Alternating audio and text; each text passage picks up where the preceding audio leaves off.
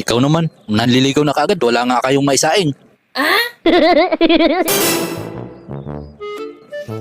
Kapag mag-asawa na tayo, ipaparanas ko sa iyo ang buhay na parang Donya.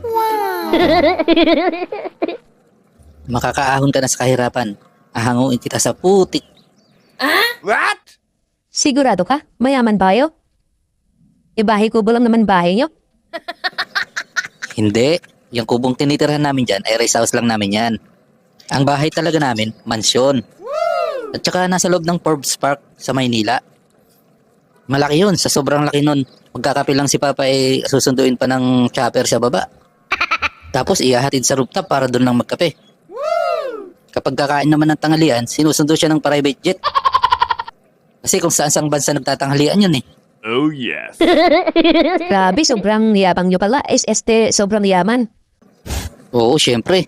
Hindi mo lang alam na isang akong prinsipe na nagpapanggap lang na mahirap. What? Oo, akala mo sa mahubi lang nangyayari yun, ano? Pero mukha ka namang hindi nagpapanggap. Bakit? Kasi mukha ka namang mahirap. Hindi ang mukhang to, mukhang mahirap. Wow, ang swerte ko naman. Hehehe, swerte ka talaga sa akin, nasa akin na lahat eh. Mayaman, mabait, at higit sa lahat, ay gwapo. What? I love you.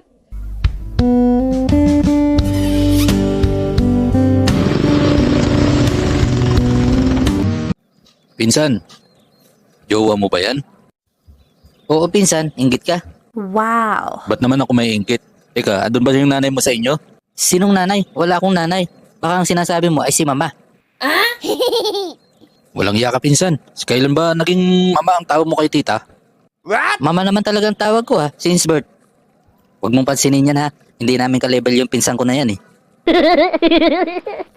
Bakit mo nga pala tinatanong pinsan? Ano, manghihingi ka bang ayuda? Pumunta ka na lang doon sa bahay. Hehehe. O diba, ang yaman namin. Marami talagang mahihirap na lumalapit sa amin. Yun bang humihingi ng tulong? Ano pinsan, pumunta ka na doon. Hindi ako makadiskarte ng maayos dito eh. Pag hindi ka binigyan ni mama, sabihin mo, pinapunta kita.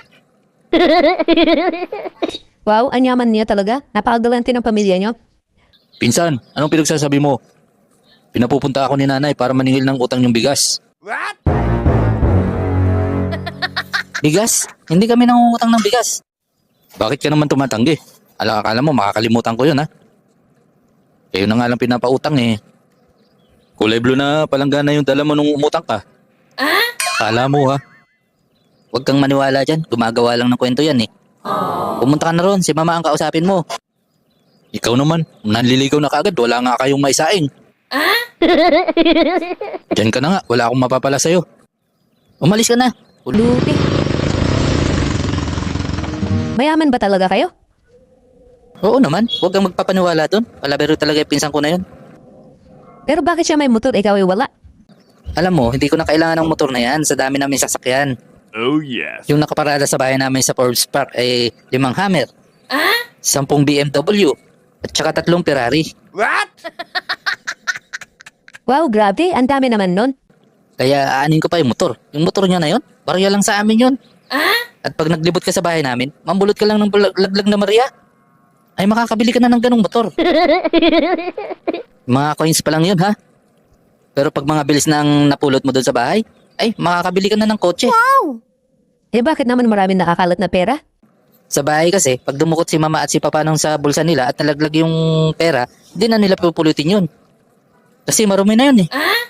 Kaya yun, marami nakakalat na pera. Eh buti hindi kinukuha ng mga katulong nyo. Eh hindi na nila kailangan yun. Yung katulong namin, 1 milyon ang sweldo sa isang buwan. OMG! Grabe, ang talagang yaman nyo.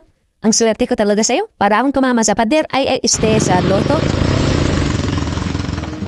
Pinsan. Pinsan, andito ka na naman. Dumiretso ka na, panira ka lang ng diskarte dito. May pinapasabi sa'yo si Tia. Ano yun? Umuwi ka daw muna at magbalat ka ng saging at yun ang pananghalian nyo. What? Maniwala ako sa'yo, nangaasar ka lang eh. Huwag kang maniniwala, palabero yung pinsan ko na yan eh. Bahala ka kung ayaw maniwala, galit na si tita sa'yo. Bakit? Ano ba ginagawa ni mama?